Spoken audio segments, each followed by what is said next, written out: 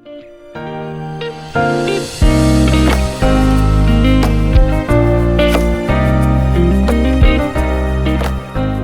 Care services पढ़ाया था, याद करिए एग्जामिनेशंस के अंदर।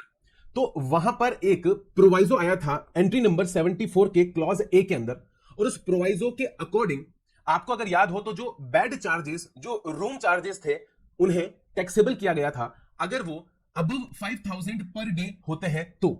जी हां सर, हमें याद है। इसमें क्वेरी की क्या बात है? क्वेरी की बात यह है भाई साहब कि हेल्थ केयर सर्विसेज है क्या, इसे समझना पड़ेगा, और फिर यह देखना पड़ेगा कि क्या हेल्थ केयर सर्विसेज के अंदर से एक पर्टिकुलर कंपोनेंट को बाहर निकालकर उसे टैक्स किया भी जा सकता है या नहीं किया जा सकता। अगर आप थोड़ा सा अच्छे से सोचने की कोशिश करेंगे, अपनी सोच का दायरा बढ़ाने की कोशिश करेंगे, तो आपको कुछ यहां पर दिखाई देगा बिल्कुल स्पष्ट तौर से। सर क्या दिखाई देना चाहिए? हेल्थ केयर सर्विसेज क्या है? सबसे पहले तो मैं आपसे यह पूछता हूं, क्या हेल्थ केयर सर्विसेज कोई इंडिविजुअल सर्विस है या ये ग्रुप ऑफ सर्विसेज है, ये बंडल ऑफ सर्विसेज है? फटाफट से बताएंगे, ये बंडल ऑफ सर्विसेज है या फिर ये कोई इंडिविजुअल सर्विस है? सर हेल्थ केयर सर्विस जो है वो बंडल ऑफ सर्विसेज है, जिसके अंदर डायग्नोसिस, ट्रीटमेंट और केयर तीनों इन्वॉल्वड होती है।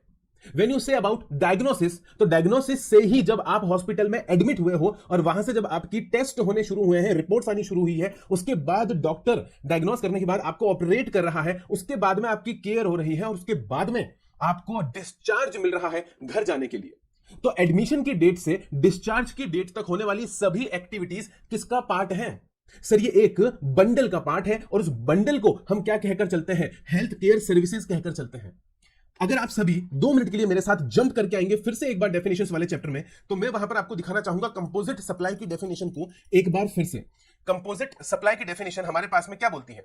सर कंपोजिट सप्लाई की डेफिनेशन बोलती है कि a supply made by a taxable person to a recipient consisting of 2 or more taxable supply of goods or services or both or any combination thereof which are naturally bundled।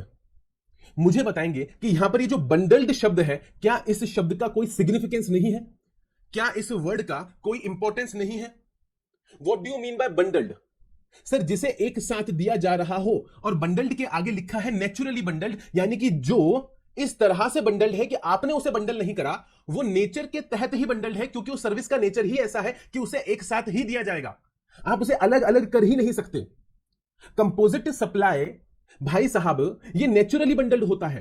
यही तो difference था composite supply और mixed supply के बीच में, कि वहां पर artificial bundling हो रही थी, यहां पर नेचुरल बंडलिंग है। सर नेचुरल बंडलिंग का जो इनहेरेंट मतलब है वो है कि बाय इट्स डिफॉल्ट नेचर वो आपके पास में कंपोजिट सप्लाई है, वो आपके पास में नेचुरली बंडल्ड है। उसका डिफॉल्ट नेचर ही ऐसा है, उसकी इनहेरेंट कैरेक्टरिस्टिक ही ऐसी है कि उसे अलग नहीं किया जा सकता। अगर आपको लैपटॉप के साथ में बैग दिया जा रहा है मेरे दोस्त, तो लैपटॉप के साथ में जो बैग है ना, वो पूरी इंडस्ट्री में आपको दिया जाएगा, वो कंपनी की तरफ से ही दिया जाता है। अगर मैं एचपी का, अगर मैं लिनोवो का लैपटॉप परचेस करता हूं, तो उसमें मुझे बैग के अंदर ही उसे डालकर दिया जाता है। क्या आपको मेरी बात समझ में आती है? यस और नो? Yes sir. यहां पर मैं आपके सामने कंपोजिट सप्लाई को एक बार फिर से एक दूसरे नजरिए से डिस्कस करना चाहूंगा, क्योंकि मुझे आपको वो हेल्थ केयर वाला जो एक एक्सेप्शन क्रिएट किया टैक्सेबिलिटी अराइज करने के लिए, उसे डिस्कस करना है और बताना है कि किस तरह से लॉ के अंदर एक और मिस्टेक की गई है, एक और गड़बड़ की गई है, जो एक्ट की स्कीम के साथ में अल्ट्रा वायर्स है। यानी कि सर ये जो टैक्सेबिलिटी है 5000 से ऊपर वाली, आप कह रहे हैं कि ये अल्ट्रा वायर्स है? The answer is yes, it ultra vires the scheme of the act, the purpose of the act and the classification too. और उसी चीज को हम यहां पर कुछ समय देकर डिस्कस करना चाहते हैं। मुझे बताएंगे कि जब मैंने आपको कंपोजिट सप्लाई पढ़ाया, तो कंपोजिट सप्लाई के अंदर मैं आपको यहां पर 2 एग्जांपल्स देना चाहता हूं। कंपोजिट सप्लाई के अंदर जो पहला एग्जांपल मैंने आपको दिया वो दिया लैपटॉप विद बैग। कोई शक, कोई सवाल? नहीं सर। और यहां पर जो दूसरा एग्जांपल मैं आपको देने जा रहा हूं वो है आपके पास में बोर्डिंग स्कूल। कौन सा है? Boarding school. एक तरफ गुड्स है और दूसरी तरफ सर्विसेज है। Boarding school composite supply of services बनेगा, लैपटॉप के साथ में जो बैग है वो कंपोजिट सप्लाई ऑफ गुड्स बनेगा। कोई शक, कोई सवाल? नहीं सर। क्या मैं यहां पर लिख सकता हूं? हां सर, ये आपके पास में कंपोजिट सप्लाई ऑफ गुड्स बनेगा, और ये आपके पास में कंपोजिट सप्लाई ऑफ सर्विसेज बनेगा। यहां तक कोई सवाल नहीं सर? मुझे बताइए बस इतना सा कि क्या लैपटॉप के साथ में ही बैग मिलता है? क्या मैं इस बैग को अलग से परचेज नहीं कर सकता?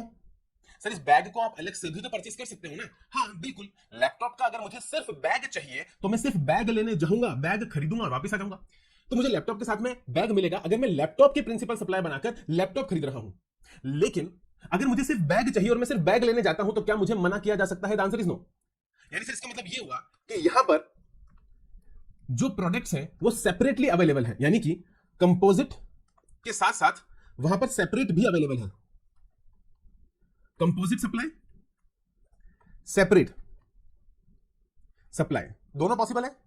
हां सर दोनों पॉसिबल है। मुझे बताइए क्या यहां पर ऐसा पॉसिबल है? पूछता है पूरा भारत, क्या यहां पर यह पॉसिबल है? नहीं है।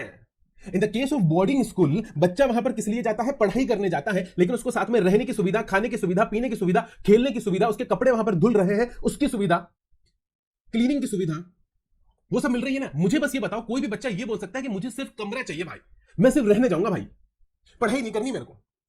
क्या मैं अकोमोडेशन की सर्विस सेपरेटली अलग कर सकता हूं क्या बोर्डिंग स्कूल की सर्विस में से? बताना जरा, बताना जरा भाई साहब, is it possible? The answer is no.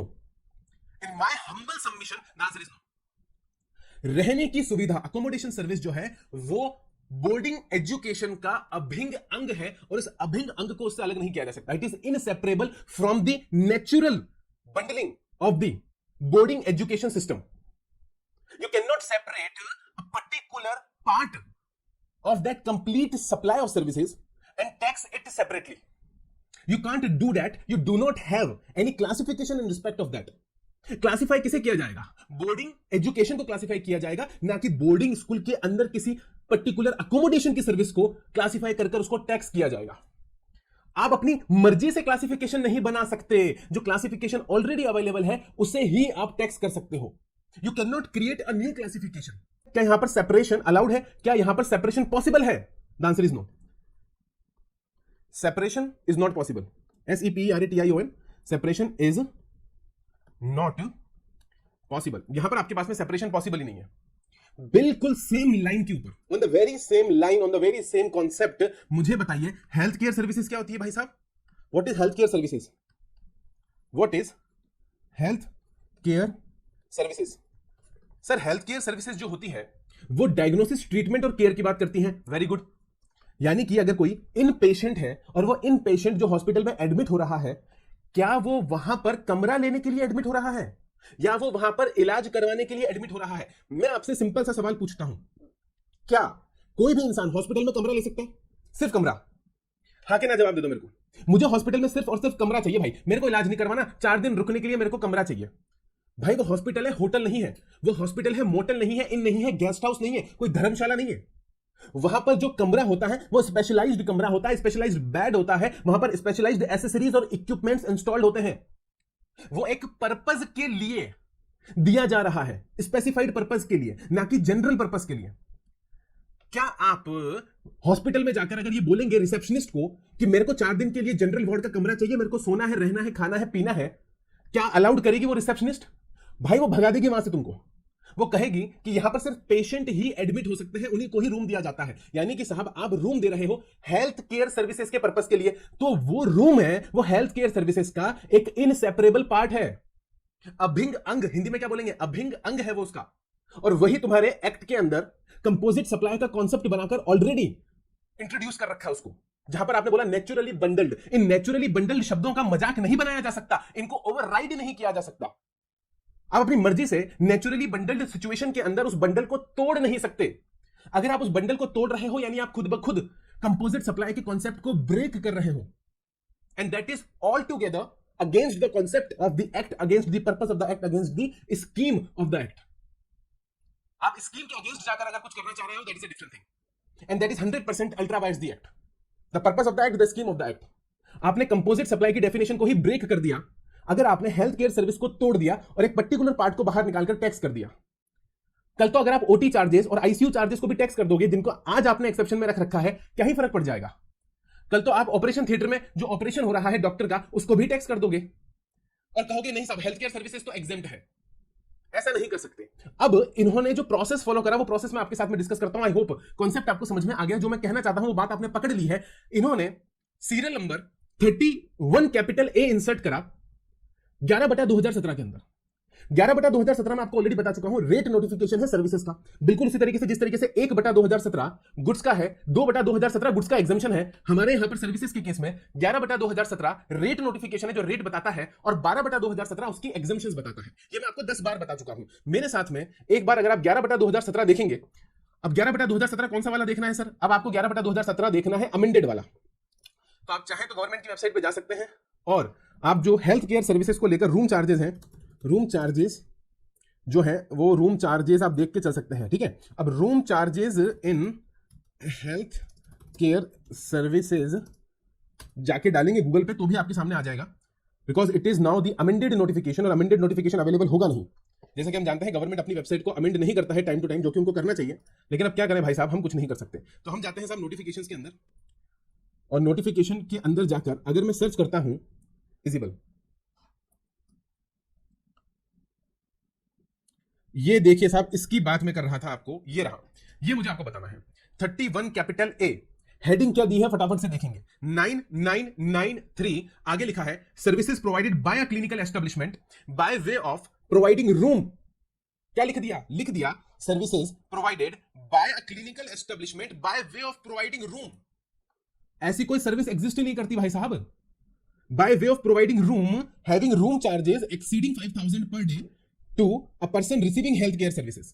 और रेट लगा दिया साहब 2.5 + 2.5 यानी 5% का रेट लगा दिया, इनपुट टैक्स क्रेडिट ब्लॉक कर दिया। तो रेट नोटिफिकेशन के अंदर कितने परसेंट का रेट लगाया साहब? 5% का रेट लगाया कि अगर 5000 से ऊपर जाता है तो 5% का रेट लगाएंगे, और ये नई एंट्री यहां पर इन्होंने अमेंडमेंट करके इंसर्ट कर दी। सवाल उठता है ये कि क्या 9993 के अंदर इस तरह का क्लासिफिकेशन है भी कि नहीं है? सर्विस अकाउंटिंग कोड, तो उसके लिए तो मैंने आपको ऑलरेडी बता रखा है कि सर्विस अकाउंटिंग कोड आप सर्च करके देख सकते हैं। तो वो अगर मैं आपको सर्च करके बताऊं तो इस तरह का कोई सर्विस ही एग्जिस्ट नहीं करता। तो इन्होंने क्या करा? इन्होंने एक नेचुरली बंडल्ड सप्लाई को बीच में से ब्रेक करके एक नई सप्लाई बनाने की कोशिश करी, और वो सप्लाई क्या बनाने की कोशिश करी? Services by a clinical establishment by way of providing room. क्या क्लिनिकल एस्टेब्लिशमेंट रूम प्रोवाइड करता है? बताओ, करता ही नहीं है। तो प्रोवाइडिंग रूम की तो कोई सर्विस ही नहीं है, हेल्थ केयर सर्विसेज है। अब यहां पर अगर आप डालेंगे 9993 और सर्च करेंगे तो देखिए भाई साहब, यहां पर आता है सर्विस अकाउंटिंग कोड 9993। क्या लिखा है? Human health and social care services. आगे लिखा है residential care services for children suffering from, अब देखो रेजिडेंशियल केयर सर्विसेज, आगे क्या लिखा है? In patient services, other social services without accommodation for the elderly and disabled, residential healthcare services other than by hospitals, other human health services including homeopathy, यूनानी, Ayurveda, naturopathy, acupuncture etcetera, child day care services. ये देखिए पूरा का पूरा check कर लीजिए भाई साहब, कहीं पर भी प्रोवाइडिंग रूम है ही नहीं। इस पूरे एचएसएन के अंदर 6 डिजिट मैंने आपको दिखा दिया, कहीं पर भी प्रोवाइडिंग रूम का कॉन्सेप्ट ही एग्जिस्ट नहीं करता। यानी रूम प्रोवाइड करने की अलग से कोई सर्विस क्लासिफिकेशन ही नहीं है। तो फिर आपने उसे सर्विस क्लासिफिकेशन बना कैसे दिया? तो पहला सवाल ये कि जो कंपोजिट सप्लाई है क्या उसको ब्रेक किया जा सकता है? दूसरी बात ये कि अगर कोई सर्विस क्लासिफिकेशन एग्जिस्ट ही नहीं करता तो क्या आप उसे सर्विस क्लासिफिकेशन आप अपनी मर्जी से एग्जिस्ट कर सकते हैं, यानी कोई मर्जी से नया क्लासिफिकेशन बना सकते हो? और तीसरा सवाल ये है भाई साहब कि पार्ले एग्रो प्राइवेट लिमिटेड के अंदर ऑनरेबल हाई कोर्ट ने यह कहा है कि जीएसटी काउंसिल के पास में यह पावर ही नहीं है कि वो क्लासिफिकेशन प्रिस्क्राइब कर सकती है। क्या बोला ऑनरेबल हाई कोर्ट ने? पार्ले एग्रो प्राइवेट लिमिटेड के केस में जीएसटी काउंसिल के पास में क्लासिफिकेशन डिफाइन करने का पावर ही नहीं है। वो सिर्फ रेट बता सकती है, क्लासिफिकेशन तो अपने आप ही होगा। जो क्लासिफिकेशन उसका एग्जैक्ट क्लासिफिकेशन है वो गवर्नमेंट करके चलेगी।